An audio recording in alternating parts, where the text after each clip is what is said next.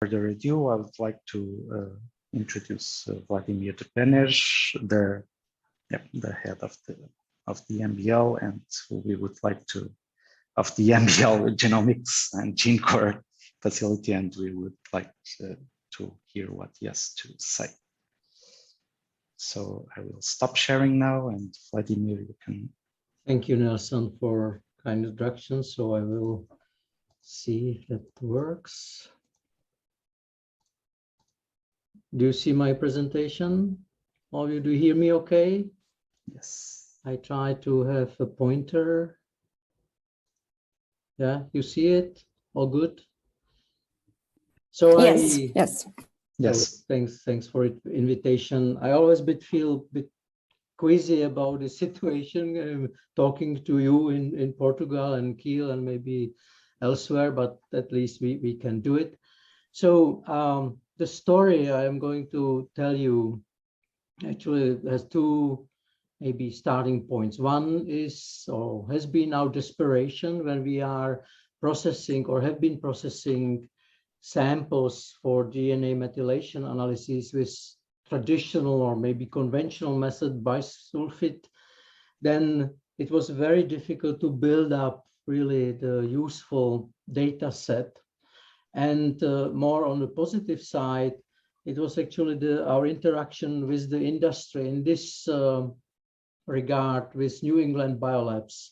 And then I think that in this respect, I would simply like to emphasize how the core facilities can really, that interaction with industry can be very, very fruitful and lead to positive outcomes. So EMC stands for enzymatic method for analysis of methylome, is completely, let's say, removing bisulfite from the system. But let me just give you the brief historical context, because what we know and what we are working with is not so old historically. So the first, let's say, notion of methylated cytosine in mammalian genome come in 1948. Oops, sorry, wrong job. But then there was silence because, of course, the structure of DNA and all that, it still took a couple of years before it got there. And then on 1975, there was this report that DNA methylation as such is involved in gene regulation, dysregulation, and cell differentiation. And now, these years over, the race is on. If you look at PubMed records, just looking at DNA methylation, there are over 80,000 articles. And of course, as we are learning more and more of the effect and impact, and it's not only certainly on mammalian or eukaryotes, definitely there's an emerging field of bacterial epigenetics or epigenomics. So we will be including those features and, let's say, fill us into our projects. Now, on the other side, let's say how to approach it technically. So there was in 1970, there were these two independent discoveries or findings that actually bisulfite can selectively deaminate the cytosine residues. So that was very key, let's say, observation. And then, although as we frequently see, we have the observation, but we don't know what to do with it. But then this 1992, there was this first paper in PNAS that it's possible to apply sulfate in the analysis of 5-methyl cytosine. And that's how, let's say, bisulfite sequencing was born as such. The method is conceptually actually fairly straightforward, as it's outlined in this equation or cartoon. So essentially, the principle is that 5-methyl cytosine and 5-hydroxymethyl cytosine are not susceptible to bisulfite conversion and remain intact, contrary to normal cytosine, which actually is then deaminated and converts into uracil, and that's how we can read it, and by the let's call it for convenience, differential display. We can tell what is what. Now, of course, that has opened amazing horizon in front of all of us and enabled a lot of, let's say, insight and discoveries. And but of course, along that came that observation, and I also mention it later, that the bisulfite treatment is actually very invasive and truly radical to the molecule under analysis. And there were efforts to apply enzymes which are naturally involved in metabolism of methylated groups on cytosines, and that let's say this about 10 years ago, when it's 1011 translocation protein, TET proteins, that possible somehow that they are involved, not yet bringing them into any protocol. Then came the ApoBec as a deaminase that can be, and that it was already implemented in the protocol kind of. There was a combination bisulfite and then this followed by ApoBec. And then that was way that the first step to bisulfite free for the analysis of methylation and hydroxymethylated cytosine. But they were there in isolation, and then the New England Biolabs has launched this kit where it was a combination of both aspects, so really taking or removing bisulfite from the reaction or for the workflow. Now, what is very useful and important, let's say, there is a lot of work and also on an analysis of data generated by the method or, let's say, bisulfite sequencing. But important on this cartoon is that actually the outcome of the method is identical. We still end up with cytosines converted in uracils and red, and sequencing data as T, and methylated or hydroxymethylated cytosines are non-converted and then remain Cs. There's a, let's say, cascade. It's outlined here that the first step, there's this TET and oxidation, which is converting into carboxy and glucosylated cytosines, which again remain. And then this ApoBec is coming as a deaminase, which finishes the job. Somehow the response of my pointer is too slow, so I maybe leave it away. But under current setup, it is not possible to distinguish them if you are not looking at it specifically. So they are 5-methylcytosine and 5-hydroxymethylcytosine are, let's say, in the same output. Now, looking at this conversion step, so the conditions under bisulfite treatment is it's an acidic pH, high temperature, and from our experience, as I mentioned, it is really very aggressive and invasive to DNA under study, and we really had difficulties to, if the DNA we were processing were in any way compromised, then we were receiving or generating very short fragments. And if we were looking at the whole genome methylation analysis and, let's say, human mouse to build up that the genome, that was really, really very difficult.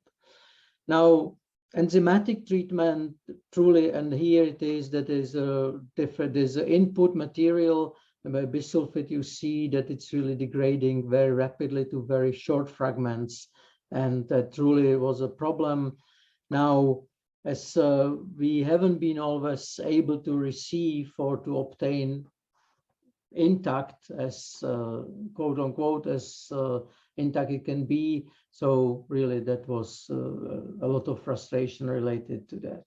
And then came this combination from an EB, And that is enzymatic is of course much more nicer to DNA work, and it opened again another window of opportunities, because suddenly even templates, including from FFPE or circulating free DNA, low quantities were simply accessible. We are now preparing also the manuscript on reduced representation EMC, where again the advantage that the fragments, because after digestion you of course generate also rather short fragments, so they remain intact, and that's really very, very useful feature. I appreciate that there are out there methods, let's say, claiming that they are capable of analyzing methylation profile on single cell with bisulfite method, which let's say that hasn't been there yet for EMC. Also, there's nothing conceptually preventing that from happening. But the concern, as on any single cell, is that when you work on the genome, that sparsity of the information you generate. So there's of course a lot of PCR, and then it brings its own issues.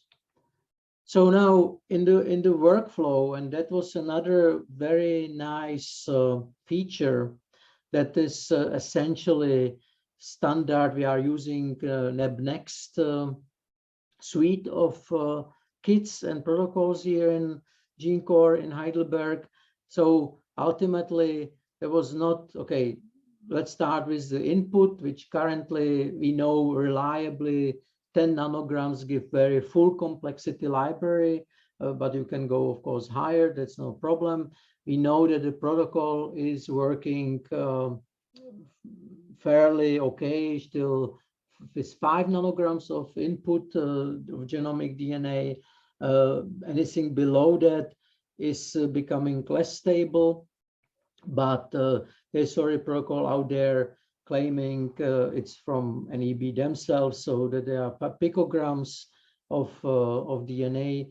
If you think that prototypical eukaryotic cell has about 2 to 5 picograms of genomic DNA, maybe it will work. But the difficulty truly is that you have just one genome equivalent, and then you can do only so much. There's a fragmentation step. It's you can generate fragments which are, let's say, fitting the application and sequencing platform. There's a standard library preparation for Illumina sequencer ligate adapters, which of course need to be prepared in such a way they are immune to conversion. And this the first step is to protect methylcytosine and hydroxymethylcytosine from deamination as a key thing. And then there's ApoBec treatment as a separate step, then followed by amplification with polymerase, which of course is tolerating uracils in the strand as a Q5U, but there are other polymerases adapted to that, and then the standard sequencing. The features we are, let's say, using or I would say benefiting from, there's truly like one-stop shop kit. It has controls, which is for, let's say, unmethylated, that you can see there's no, of course, the background. And here they are using in their kit the plasmid PUC, which is in vitro fully methylated. Here we are continuing our collaboration with NEB. That PUC is very small. It is below 3 kb, and of course then the proportional to, let's say, human genome or any larger, even some, let's say, yeast genome, that is simply not adequate. But it's a matter of, but principally it's working and it's there. The library as such, if you, as a hands-on, is about 10 hours. It can be done in one day. Safe stopping points you can do, and NEB is also providing that module, that conversion module, as a separate component which you can buy, and if you have different ways. But the key truly is that this enzymatic conversion is much more nicer, and as I already mentioned, it opens also the opportunity to study templates or material, and here particularly circulating free DNA, which is fragmented to roughly this 160 base pairs, that you are able to analyze them. So now here I will show you, I'm showing you that then when a fragmentation, that was the template, and even for, let's say, for bisulfite, we were able to get the similar profile because there's nothing yet, of course, converted. But I am putting here that this length distribution, if you see that we have the peak somewhere, or the maximum 300, 350, maybe then upon ligation of adapters and conversion, there's a very nice yield, and where you see there's a relatively low PCR, again, to reduce the probability of generating high duplicate rates, and so on and so forth. So it's a protocol actually is working like charm, without any hiccups. There is initially the denaturation before. Next step was with formamide, now is with sodium hydroxide. So again, very maybe even environment friendly, you say.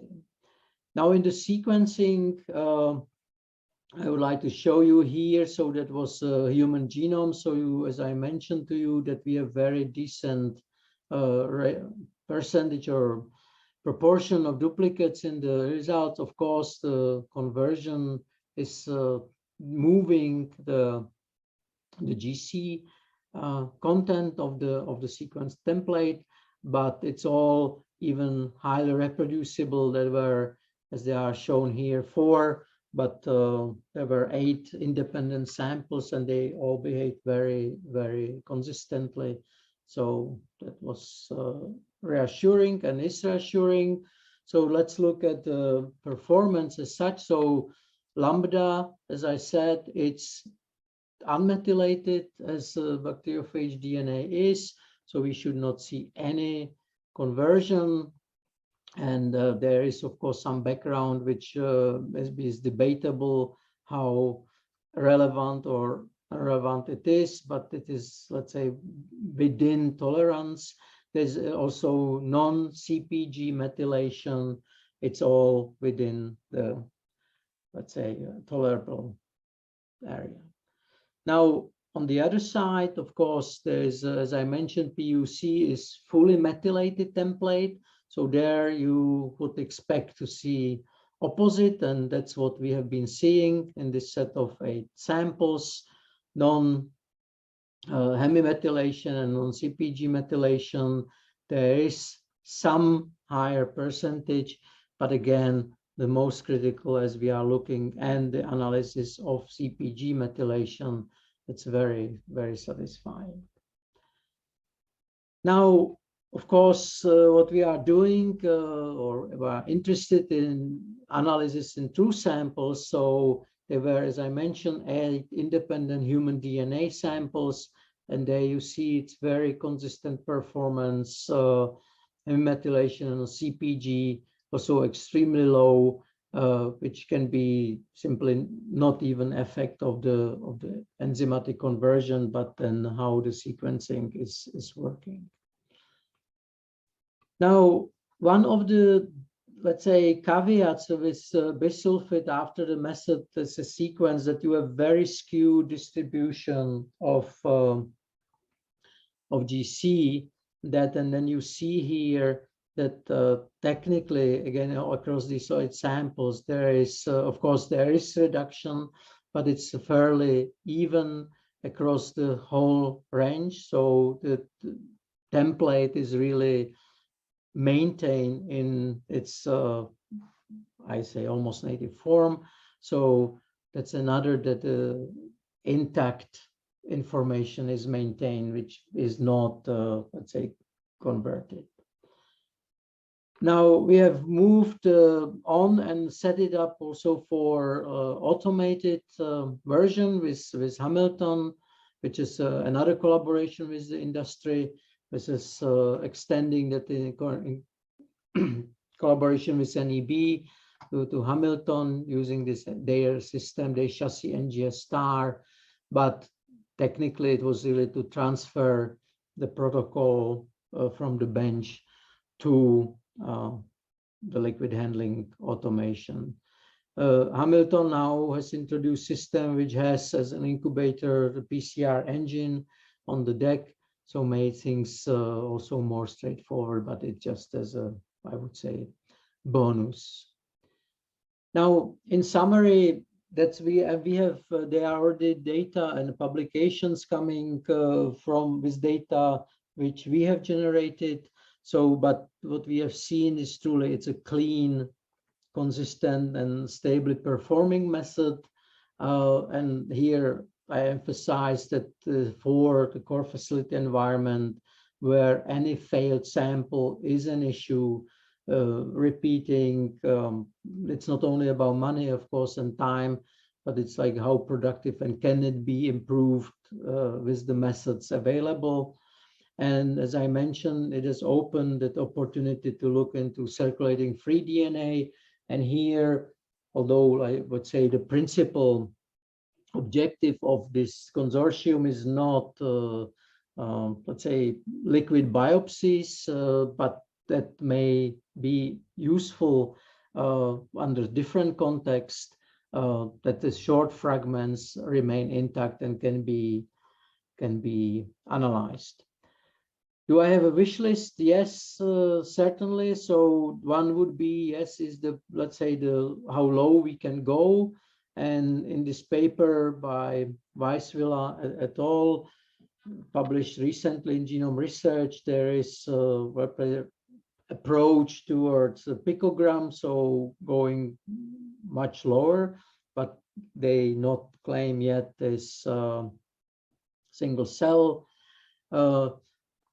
I use this affordable because currently we use Covaris ultrasound fragmentation, but you may know that there are, let's say, enzymatic cocktails which are mimicking this fragmentation, and advantages that can be put into also fully automated workflows.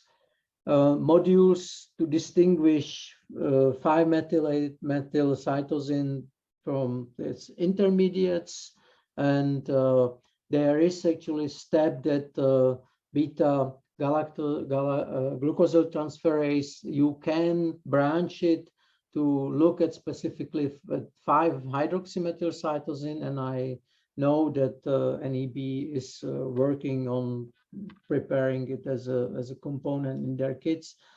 And of course, as those modifications do exist in natural environment, and they are definitely metabolized enzymatically on some, probably, that to look and find those opportunities for other modification, but it's perhaps the toughest call.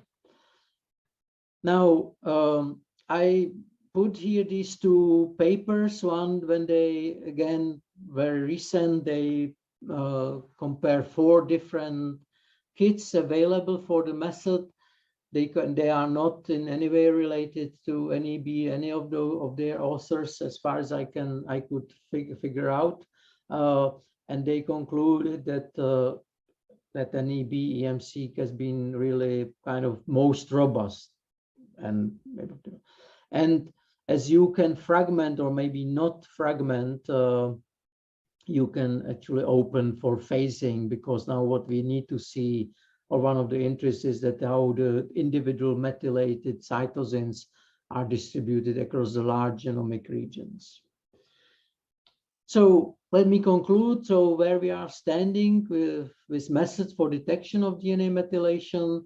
So of course, we have this, as I said, invasive and radical approach using bisulfite. There are some affinity enrichment and pull downs. Of course, the specificity varies. Then restriction enzyme, when you specifically can cleave DNA with an enzyme which is either resistant or immune to methylation. Then panoply growing list maybe of enzymatic approaches, and then direct detection as it listed here. Well, nanopore can maybe see it, but we have difficulties to detect it, to make a call. And here they list, there was this recent Barefoot paper, they in with Pacific Bioscience, but please note that this kinetic signature of methylated C is so subtle that they use that conversion to increase that signal to be detectable. Okay, we are involved in training as much as possible, so we are planning, circumstances considered, this hybrid course with NEB sometime in Q2 next year.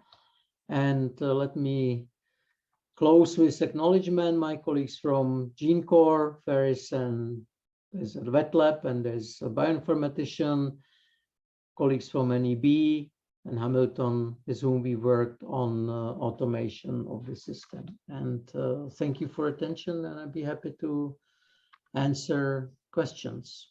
Shall you have any, please? Okay, so thank you, Vlad. Are there any questions? We have a couple of minutes for discussion.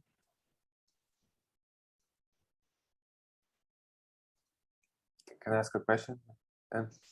Hi, Please. Vladimir. So can you, sorry, I didn't quite get it. How do you get the phasing? Well, how do you plan to get the phasing here?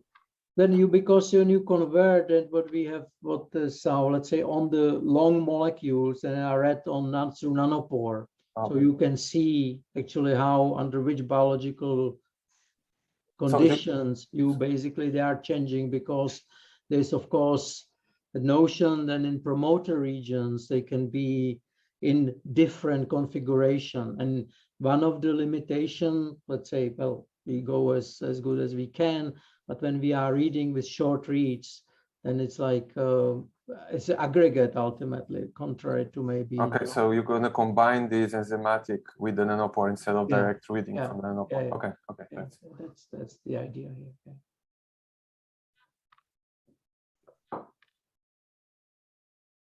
Okay. Any further questions? Miguel has a question. Can I ask a naive question? May I ask a question? So Miguel first, please, and then Jin-Ru. Thank you. Vladimir, very nice talk. We're very interested on this approach in the specific context of regulatory T cells. And it's very naive what I'm going to ask, but is it possible to link these type of approaches to assess truly, for example, TET activity in vivo? Yeah, you would like to turn it upside down in a way, right? So well, I think that sorry. No, well, why not, right? If it's a method, I think that let's say now from the top of my head, you can prepare the template. It can be synthetic template, which has defined, let's say, configuration of methylated cytosine sites. And you can, of course, then I would say, because you can have nowadays oligos which are maybe 150, 200 bases long. And then you, of course, may then monitor which are converted and which not. That, okay. Let's say, what I think could be the way. Yeah. Yeah. So then to monitor the activity of the enzymes. Let's say, but maybe we can think deeper on that. What would be if there was possibility? But that's, I think, would be the way. Your timetable is full for today, but if you don't mind, I will contact you. Sure. Thank you very much. And Nelson, will you let Inru his question? Yes, just 1 minute. Okay, thank you. For Ricardo. Yeah, thank you. I just asked a short question. Actually, we are trying this EM-seq because we read some reference on this, and we hope that it works for us as well. But in the meantime, we found that, by the way, sorry, it's fantastic introductory to this field. Thank you so much. I also recently found the reference from Protein Cell, a review paper, and mentioning that there's another new technology called TAPS.